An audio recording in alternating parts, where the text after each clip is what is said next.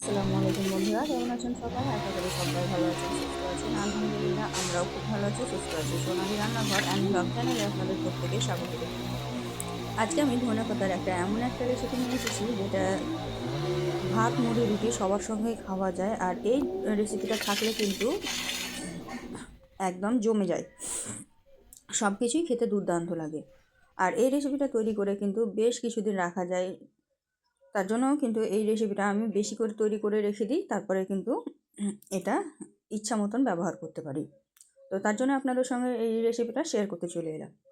তো আজকের এই রেসিপি তৈরি করার জন্য প্রথমেই আমি ধনিয়া পাতাগুলোকে বেছে ধুয়ে পরিষ্কার করে কেটে নিয়েছি, ছোট ছোট করে কেটে নিতে হবে। আর এদিকে কিন্তু অনেকগুলো কাঁচা লঙ্কা নিয়েছি, আপনারা ঝালটা আপনাদের ইচ্ছা মতন কম বেশি দিয়ে দিবেন। আর এদিকে দিয়েছি কাঁচা লঙ্কা, আর এদিকে নিয়েছি রসুন। রসুনের পরিমাণটা বেশি দিয়েছি, কাঁচা রসুন খাওয়া শরীরের পক্ষে খুব ভালো। এইভাবে যদি চাটনিতে ব্যবহার করে খান তাহলে কিন্তু অনেক উপকার পাওয়া যায়। আর এদিকে নিয়েছি একটা গোটা লেবু, আর নিয়েছি আদা। আদাও কিন্তু আমাদের শরীরের পক্ষে খুবই উপকার করে, তার জন্য আদাটাও অবশ্যই ব্যবহার করবেন। সব কিছু নিয়ে নিয়েছি, এখন এটাকে মিহি করে পেস্ট করে নেব। তো ধনেপাতা চাটনি কিন্তু অনেকেই শিলবাটায় বেটে খেতে হয়, তার জন্য কেউ খেতে চায় না। আর মিক্সিতে ভালো করে বাটতে পারে না, অনেকেই মানে অনেক বেশি জল হয়ে যায়, পাতলা হয়ে যায়। তা আমি যেভাবে তৈরি করি সেভাবে যদি আপনারাও তৈরি করেন তাহলে কিন্তু আপনাদের ধনেপাতাটা একদম পারফেক্ট হবে। শিলবাটায় যেমন বাটেন ওই রকমই হবে।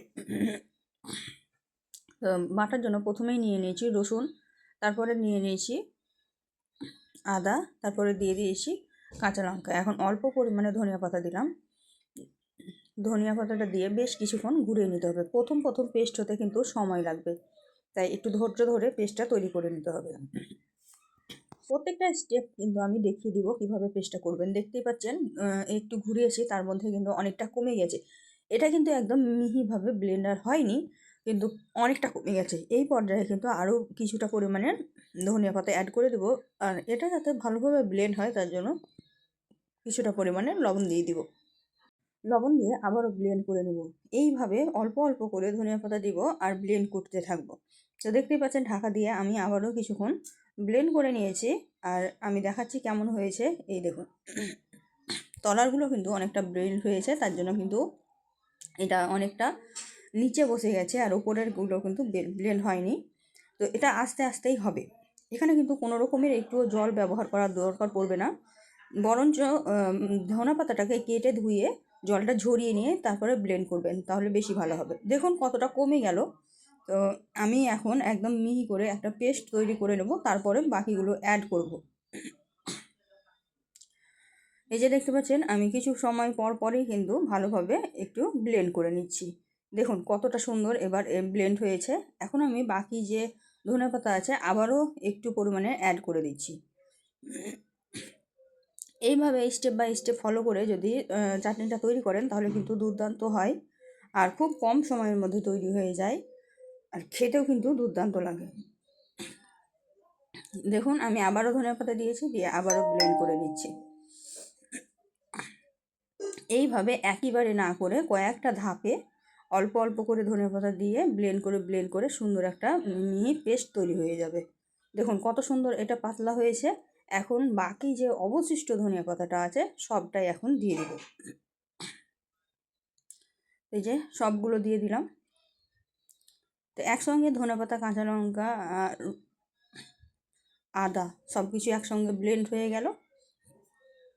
দেখুন এখন আমি এইখানে শেষ পর্যায়ে বেশ অনেকক্ষণ ধরে ব্লেন্ড করব, তাহলে একদম সুন্দর একটা ফাইন পেস্ট তৈরি হয়ে যাবে। দেখুন ব্লেন্ড করে নিয়েছি। উপরে উপরে কিন্তু দু একটা পাতা দেখা যাচ্ছে, আমি কিন্তু এটাকে আরেকটু ব্লেন্ড করব। সুন্দরভাবে ব্লেন্ড হয়েছে, উপরে দুই একটা পাতা ছিল তার জন্য আমি আবারও একটু সময় নিয়ে ব্লেন্ড করে নিচ্ছি।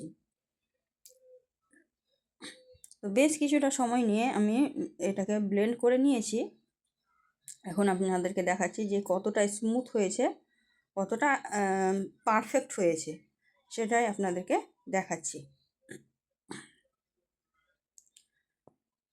দেখুন কত সুন্দর ব্লেন্ড হয়েছে, একদম ফুলে উঠেছে আর এক ভর্তি হয়েছে, সুন্দরভাবে ব্লেন্ড হয়ে গেছে। তো বন্ধুরা, এতক্ষণ পর্যন্ত যারা ভিডিওটা দেখছো এবং লাইক দিতে ভুলে গেছো, তারা অবশ্যই একটা লাইক দিয়ে দিও। আর ভিডিওটা কোথা থেকে দেখছো একটু কমেন্টে জানিও। আর এই ধরনের নিত্য নতুন ভিডিওগুলো দেখার জন্য অবশ্যই চ্যানেলটিকে ফলো করে দিও। এই যে দেখতেই পাচ্ছ, ভালোভাবে মিক্সচারটা রেডি হয়ে গেছে। এখন আমি একটা বাটিতে ঢেলে নেব। আর এখানে কিন্তু আমি একটা ঢাকনা সহ বাটিতে ঢেলে নিচ্ছি, যাতে আমি এটা স্টোর করে রাখতে পারি। কারণ এটা সব সময় রোদে না দিলেও যদি ফ্রিজে রেখে দেন তাহলেও কিন্তু 1 সপ্তাহ মতো খাওয়া যেতে পারে। তার জন্য আমি এটা ঢাকনা সহ একটা জায়গায় রেখে দিচ্ছি। সম্পূর্ণ মিক্সচারটাকে আমি একটা বাটির মধ্যে নিয়ে নিচ্ছি। দেখুন কতটা গাঢ় হয়েছে আর কতটা মানে খুব সুন্দর স্মুথ হয়েছে। আর এরকমই চাই, সিলভারটায় বাটলেও মনে হয় এতটা মিহি হয় না, এত সুন্দর হয়েছে। দেখুন সবগুলো আমি একটা বাটির মধ্যে নিয়ে নিলাম। এখন আমি এর মধ্যে অ্যাড করব লেবু আর পরিমাণ মতো লবণ আর তেল।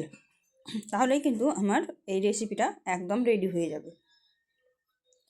তো এই যে দেখতেই পাচ্ছেন, এখন আমি সর্ষের তেল অ্যাড করছি। অনেকটা পরিমাণে অ্যাড করব, তাহলে একটা আলাদাই ঝাঁঝ থাকবে আর খেতেও কিন্তু দুর্দান্ত লাগবে। আর এটা তাড়াতাড়ি নষ্ট হবে না। এই লেবুটা আর তেলটা যদি বেশি পরিমাণে দেওয়া হয় তাহলে কিন্তু জিনিসটা খুব তাড়াতাড়ি নষ্ট হয় না, সুন্দর থাকে। এই যে দেখতে পাচ্ছেন, এখন আমি লেবুটা দিয়ে দিচ্ছি। অনেক বড় লেবু আছে, লেবুটা পুরোটাই আমি দেব। কারণ চাটনি যদি ঝাল ঝাল আর টক টক না হয় তাহলে কিন্তু খেতে ভালো লাগে না। তো আমি একটা লেবু গোটাটাই দিয়ে দিচ্ছি। আপনারা একটু কম বেশি করে নিতে পারেন, যারা একটু টক কম খান তারা অবশ্যই একটু কম করে নেবেন। কিন্তু এইরকমভাবে দিলেই কিন্তু পারফেক্ট হয়। এই যে দেখতে পাচ্ছেন উপরে তেল আর জল আছে, এইগুলো কিন্তু নাড়াচাড়া করে মিক্সড করে দিলে সুন্দরভাবে মিক্সড হয়ে যাবে। এই জন্যই বলেছিলাম যে এক্সট্রা কোনো জল ব্যবহার করবেন না, তাহলে কিন্তু পাতলা হয়ে যাবে। আর এখন যেহেতু তেল আর এই যে লেবুর রস ব্যবহার করছি, এটাতে টেক্সচারটা একদম ঠিক থাকবে, পারফেক্ট থাকবে। তো এখানে একটা লেবু গোটাটাই আমি চিপে চিপে ভালো করে রসগুলো বার করে দিয়ে দিলাম। এবার এটাকে ভালোভাবে মিক্সড করে নেব। মিক্সড করে নিয়ে আমি এখানে একটু টেস্টটা দেখব যে লবণটা কেমন আছে। যেহেতু আমি প্রথমে অনেকটা পরিমাণে লবণ প্রথমেই দিয়েছি, তারপরেও আমি দেখব। আর এখানে যেহেতু অনেকটা পরিমাণে লেবুও দেওয়া হয়েছে, তাই মনে হয় লেবুর রস মানে লবণটা একটু বেশি লাগবে। যে কোনো জিনিসে লেবু যদি একটু বেশি দেন তাহলে কিন্তু লবণটাও একটু বেশি দরকার হয়। দেখুন মিক্সড করা মাত্র কত সুন্দর মিক্সড হয়ে গেল আর কতটা শাইনি হয়েছে, দেখুন একদম সিল্কি হয়েছে। এখন আমি একটু সামান্য হাতে চেক করে নিয়ে দেখলাম সামান্য একটু লবণ লাগবে, তো আমি একটু লবণ দিয়ে দিলাম। তো অনেকেই কিন্তু এই ব্যালেন্সটা ঠিক করতে পারে না, তার জন্য তাদের চাটনিটা তাড়াতাড়ি নষ্ট হয়ে যায়। তো এইভাবে যদি আপনারা তৈরি করে রেখে দিতে পারেন তাহলে কিন্তু নর্মাল ফ্রিজেই 10 দিন মতো খাওয়া যায়।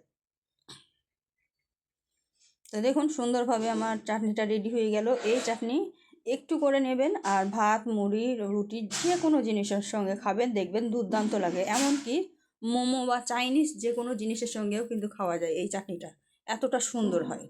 তো এই যে আমি একদম সুন্দরভাবে মাখিয়ে নিলাম। তো কেমন লাগলো একটু কমেন্টে জানাবেন। আজকের ভিডিওটা এই পর্যন্ত, দেখা হবে এই ধরনেরই আরও নিত্য নতুন রেসিপি নিয়ে পরবর্তী ভিডিওতে।